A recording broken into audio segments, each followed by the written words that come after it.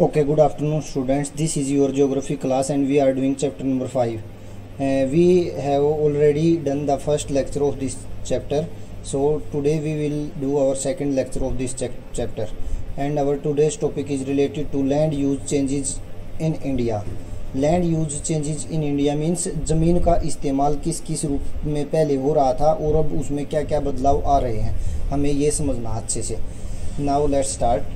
Land use in a region to a large extent is influenced by the nature of economic activities carried out in that region.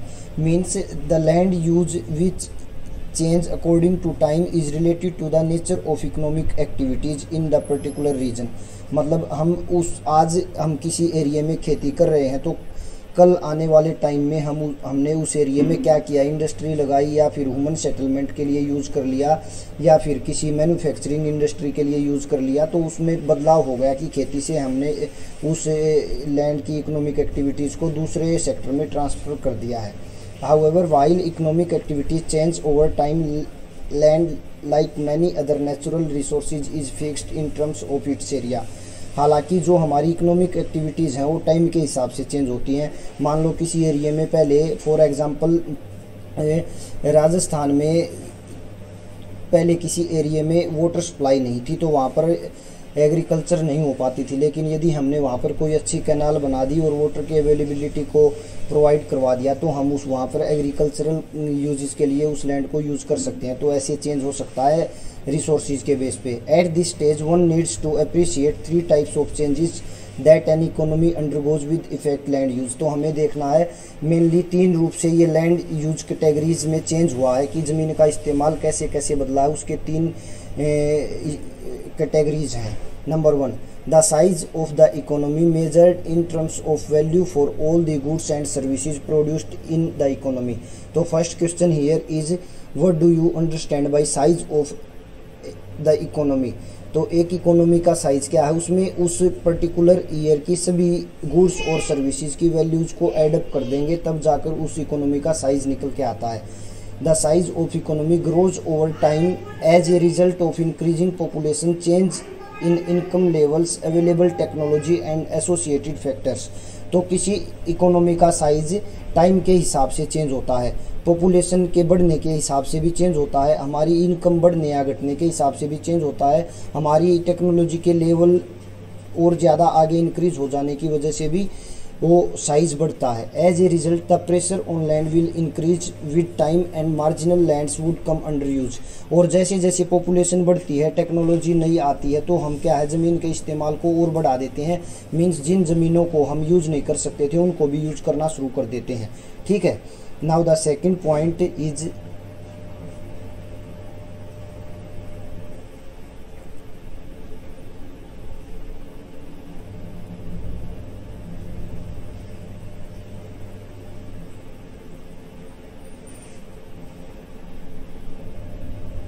One minute.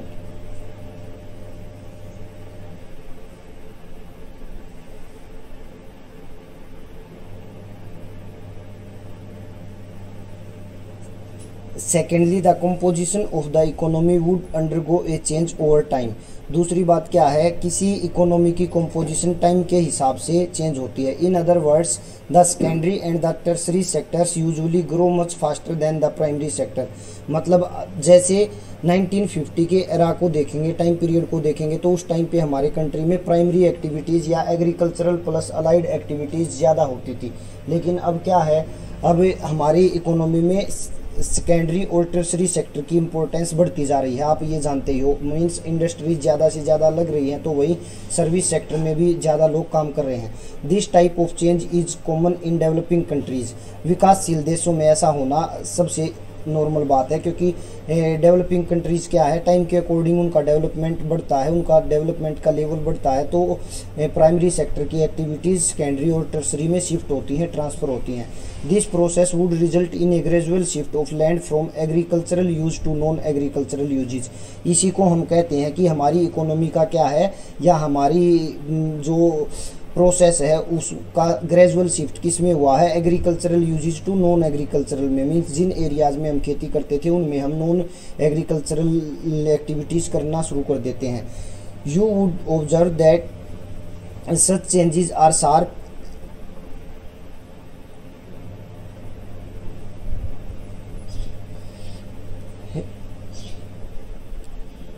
Around large urban areas, और ऐसे बदलाव शहरी areas के पास में ज़्यादा होते हैं क्योंकि वहाँ पर लोग खेती की बजाय अदर फील्ड्स को इम्पोर्टेंस ज़्यादा देना शुरू कर देते हैं। The agricultural land is being used for building purpose, तो एग्रीकल्चरल लैंड को क्या करते हैं, बिल्डिंग पर्पस के लिए भी इस्तेमाल करना शुरू कर देते हैं। थर्डली, दो the contribution of the agricultural activities reduces over time, हालांकि एग्रीकल्चरल एक्टिविटीज़ समय के साथ साथ कम हो रही हैं। The pressure on land for agricultural activities does not decline, लेकिन जो प्रेशर है ज़मीन के ऊपर एग्रीकल्चरल एक्टिविटीज़ का वो कम नहीं होता। The reason for continued pressure on agricultural land are, अब देखो ये बहुत इंपॉर्टेंट क्वेश्चन है, देखो क्या है क्वेश्चन यहाँ पर, दो the contribution of the agricultural activities reduces over time but the agricultural activities does not decline, कि एग्रीकल्चरल एक्टिविटीज़ तो कम हो गई हैं, रिड्यूस हो गई हैं, लेकिन एग्रीकल्चरल एक्टिविटीज़ का जो प्रेशर है वो कम नहीं हुआ है। आप इस स्टेटमेंट को कैसे जस्टिफाई करोगे, तो आपको ये पॉइंट्स उससे रिलेटेड लिखने पड़ेंगे कि following are the points which from which we can justify this statement. Number 1, in developing countries the share of population dependent on agriculture usually declines much more slowly compared to the decline in the sector share in GDP। तो ये कह रहा है कि विकासशील देशों में जिसकी पॉपुलेशन ज़्यादा से ज़्यादा एग्रीकल्चरल एक्टिविटीज़ पे टिकी हुई है वो धीरे धीरे क्या होने लग जाती है, जीडीपी में जो हमारा सेक्टर है ग्रोथ, जो डेवलपमेंट है किसी कंट्री की, उसमें क्या होने लग जाता है, उसमें उसकी इम्पोर्टेंस कम होने लग जाती है। मीन्स 1950s में एग्रीकल्चरल सेक्टर का कंट्रीब्यूशन हमारे जीडीपी में 60% था फॉर एग्जांपल, और आज वो 20% हो गया है। तो इसका मतलब क्या है, एग्रीकल्चरल एक्टिविटीज़ पे प्रेशर कम नहीं हुआ है लेकिन उसकी प्रोडक्टिविटी कम हो गई है, उसका एरिया दायरा कम हो गया है, ये ध्यान रखना है आपको, क्योंकि उसकी जगह प्राइमरी सेक्टर की जगह सेकेंडरी और टर्सरी सेक्टर का जीडीपी में कंट्रीब्यूशन बढ़ता जा रहा है continuously. Number 2, the number of people that the agricultural sector has to feed is increasing day by day. अब दूसरी बात क्या है, कंटिन्यूसली हमारी पॉपुलेशन बढ़ रही है तो एग्रीकल्चरल एक्टिविटीज़ पे प्रेशर कंटिन्यूसली बढ़ रहा है क्योंकि हमें फूड ग्रेन्स ज़्यादा प्रोड्यूस करने हैं, तो इसके लिए भी वो प्रेशर कम नहीं हो पा रहा है, कंटिन्यूसली बढ़ रहा है। ठीक है, ये आपको ध्यान रखना है अच्छे से। उसके बाद आ जाओ आप, India has undergone major changes within the economy over the past 4 और 5 डिकेड्स। भारत की इकोनॉमी में पिछले 4 से 5 दशक में बहुत सारे बदलाव आए हैं। And this has influenced the land use changes in the country, और इसी वजह से हमारी जो लैंड यूज कैटेगरीज थी वो चेंज हो रही हैं, ज़मीन का इस्तेमाल करने का तरीका बदलता जा रहा है। These changes between 1950 to 51 and 2014 to 15 have been shown in figure 5.1।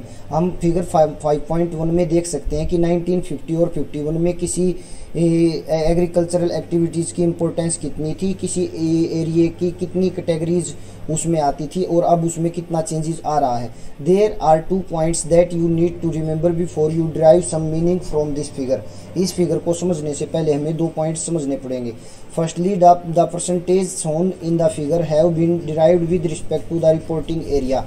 Reporting area क्या था, हमने पिछले ही लेक्चर में पढ़ चुके हैं कि पहला हमें ये देखना है कि रिपोर्टिंग एरिया के रिस्पेक्ट से परसेंटेज में क्या चेंज आए हैं। Secondly, since even the reporting area has been relatively constant over the years, हमने देखा कि जो रिपोर्टिंग एरिया है वो तो कांस्टेंट है पिछले कई सालों से।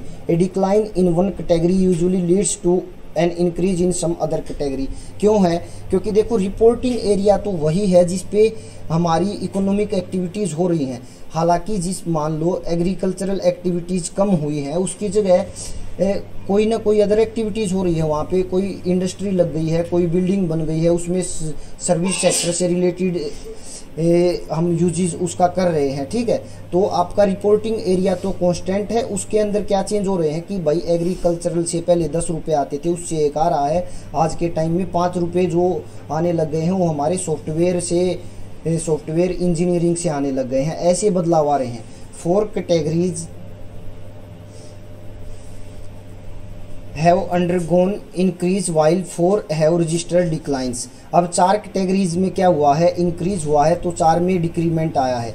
Share of area under forest area under non agricultural uses current fallow lands and net sown area have shown an increase. अब देखो जोन से 4 रीजन्स में इंक्रीज हुआ है वो कौन कौन से हैं, forest area, non agricultural uses, current fallow lands and net sown area. इन चारों फील्ड्स में इंक्रीज हुआ है।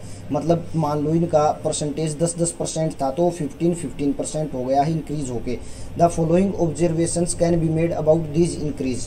अब जो निशा बेटा आप बार बार पूछते हो कि ये क्वेश्चन क्या बनता है यहाँ पे, तो आपसे क्वेश्चन पूछेंगे which are the 4 main categories which have undergone increase and which are the 4 other categories which register decline in the agricultural uses industries। मतलब एग्रीकल्चरल यूजेस कैटेगरीज की कौन कौन सी ज़मीन से संबंधित वो 4 कैटेगरीज हैं जिनमें तो इंक्रीमेंट हुआ है और कौन कौन सी वो 4 कैटेगरीज हैं जिनमें डिक्रीमेंट हुआ है, मीन्स किन की परसेंटेज बढ़ी है और किन की परसेंटेज कम हुई है। Number 1, the rate of increase is the highest in case of area under non agricultural uses. कि नॉन एग्रीकल्चरल यूजेज का इंक्रीज सबसे ज़्यादा हुआ है। नॉन एग्रीकल्चरल बात फिर वही है कि खेती की बजाय और काम धंधों को इम्पोर्टेंस मिलने लग गई है। This is due to the changing structure of Indian economy which is increasingly depending on the contribution from industrial and services sector and expansion of related infrastructural facilities. और ये इन चेंजेस के आने की सबसे बड़ी जो पॉसिबिलिटीज़ हैं, ये पॉसिबिलिटीज़ हैं एग्रीकल्चरल सेक्टर की कंटिन्यूसली इम्पोर्टेंस कम होते जाना और इंडस्ट्रीज़ और सर्विस सेक्टर की और इंफ्रास्ट्रक्चरल फैसिलिटीज़ की जो है कंटिन्यूसली इंक्रीज होते चले जाना। Also an expansion of area under both urban and rural settlements has added to increase। अब आपको पता है कंटिन्यूसली हमारी पॉपुलेशन बढ़ती जा रही है तो सेटलमेंट से रिलेटेड जो है इंक्रीमेंट हो रहा है। मतलब गांव का एरिया बढ़ता जा रहा है, लोग बढ़ रहे हैं तो शहरों का एरिया बढ़ता जा रहा है। ठीक है, इस वजह से भी क्या है नॉन एग्रीकल्चरल यूजेस के लिए लैंड का नॉन एग्रीकल्चरल एक्टिविटीज़ के लिए लैंड का यूज़ बढ़ता जा रहा है। दस the area under non agricultural uses is increasing. अब आप ये समझ ही सकते हो कि ऐसा एरिया जो पहले वेस्ट लैंड्स था या जो एग्रीकल्चरल लैंड था आज उस पर क्या हो रहा है, नॉन एग्रीकल्चरल एक्टिविटीज़ हो रही हैं। Second, the increase in the share under forest as explained before can be accounted for by increase in the demarcated area under forest rather than an actual increase in the forest cover in country। इस point का मतलब क्या है कि भाई जो forest से related demarcated area है वो तो कंटिन्यूसली बढ़ता जा रहा है लेकिन एक्चुअल फॉरेस्ट कवर एक्चुअली में नहीं बढ़ रहा है। मीन्स हमारे कंट्री में यदि 30% फॉरेस्ट कवर होना चाहिए तो वो फॉरेस्ट कवर क्या है गिर के 20% आ गया है। लेकिन फॉरेस्ट कवर कितने एरिया पे हो सकता है आज के टाइम पे, वो हो सकता है 30% से 35 भी हो गया हो कि 35% भारत का भूभाग ऐसा है जिस पे फॉरेस्ट कवर होना चाहिए या हो सकता है लेकिन एक्चुअल में वो 20% पे ही है। तो डिमार्केटेड एरिया वो है जिस पे होना चाहिए या हो सकता है और एक्चुअल एरिया वो है जितने फॉरेस्ट कवर इंडिया में अभी हैं। Third one is the increase in the current fallow cannot be explained from information pursuing to only 2 points. The trend of current fallow fluctuates a great deal over years depending on the variability of rainfall and cropping cycles. Current fallow region वो था जिस ज़मीन की fertility को बढ़ाने के लिए हमने एक साल के लिए उसमें 3 कैटेगरीज थी। मान लो एक साल के लिए हमने उसको खाली छोड़ दिया है, ठीक है। तो करंट फैलो रीजन भी कंटिन्यूसली 2 वजह से बार बार चेंज हो रहा है। क्या, एक तो बारिश की वजह से, दूसरा क्रॉपिंग साइकिल की वजह से। मतलब किसी एरिया में बारिश ज़रूरत से ज़्यादा आ रही है तो वहाँ पर क्या हो रहा है, हमें उस ज़मीन को खाली छोड़ना पड़ रहा है, ठीक है, क्योंकि बाढ़ जैसी सिचुएशन हो जाती है। और किसी एरिया में क्रॉपिंग साइकिल मीन्स एक एरिया में पहले धान की खेती होती थी लेकिन आज उस एरिया में धान की खेती नहीं हो पा रही है और किसी फसल को लगाया जा रहा है। तो क्रॉपिंग साइकिल को मेंटेन करने के लिए कि भाई हमने एक खेत से एक साल में गेहूं भी उठा लिए, धान भी उठा लिए, धान की खेती भी कर ली लेकिन अगले साल उसकी प्रोडक्टिविटी कम है तो इसके लिए हमने उसको खाली छोड़ दिया। तो ये 2 रीजन्स हैं जो करंट फैलो रीजन को भी कम या ज़्यादा कर रहे हैं। फोर्थ वन इज मीन्स ज़्यादा कर रहे हैं, कम ये हम सभी वो पढ़ रहे हैं जो बढ़ रहे हैं। तो करंट फैलो रीजन क्या हो रहा है, इंक्रीज हो रहा है, ठीक है। Fourth one is the increase in net area shown in a recent phenomena due to use of cultivable waste land for agricultural purpose। आज के टाइम पे नेट सोन एरिया बढ़ रहा है, जो लैंड ज़मीन के पर्पज से पहले नहीं मानी जाती थी अच्छी, आज उन ज़मीनों पे भी खेती की जा रही है। Before which it was registering as a slow decrease, जो कि पहले इसमें धीरे धीरे थोड़ा गिराव आया था। There are indications that most of the decline had occurred due to the increase in area under non agricultural uses. और ये डिक्लाइन आने की वजह क्या थी, क्योंकि नॉन एग्रीकल्चरल एक्टिविटीज़ बढ़ती जा रही थी, तो इसी वजह से नेट सोन एरिया में थोड़ी गिरावट आ रही थी। लेकिन आज के टाइम पे उन एरियाज़ में जहाँ पर खेती होती थी वहाँ पर गांव या शहर बनते जा रहे हैं। ठीक है, तो ये आपको ध्यान रखना है। ये 4 वो सेक्टर्स हैं जिनमें कंटिन्यूसली इंक्रीजमेंट आ रहा है। ठीक है, तो ये 4 सेक्टर्स कौन कौन से हैं? नॉन एग्रीकल्चरल एक्टिविटीज़ बढ़ती जा रही है, नंबर 1। नंबर 2, फॉरेस्ट कवर से जो रिलेटेड चीज़ें हैं, वो डिमार्केटेड एरिया तो कंटिन्यूसली बढ़ रहा है लेकिन एक्चुअल फॉरेस्ट कवर नहीं बढ़ रहा। Number 3, current fallow region continuously बढ़ता जा रहा है, उसके दो रीजन्स थे। नंबर 4 क्या है, जो आपका नेट सोन एरिया है वो क्या है, ऐसे एरियाज़ में भी खेती होने लगी है जो पहले वेस्ट लैंड्स जैसी थी, तो ये बढ़ रहा है। हालांकि ये गिर भी रहा है। इसके गिरने की वजह क्या है? इसके गिरने की वजह ये नहीं है कि खेती नहीं हो रही, इसके गिरने की वजह ये है खेती वाली ज़मीनों पे शहर या गाँव बसते या बढ़ते जा रहे हैं। ये आपका आज का टॉपिक है। कल जिन 4 एरियाज़ में डिक्रीमेंट हुआ है, गिरावट आई है, हम उनको पढ़ेंगे। Okay, thank you, take care.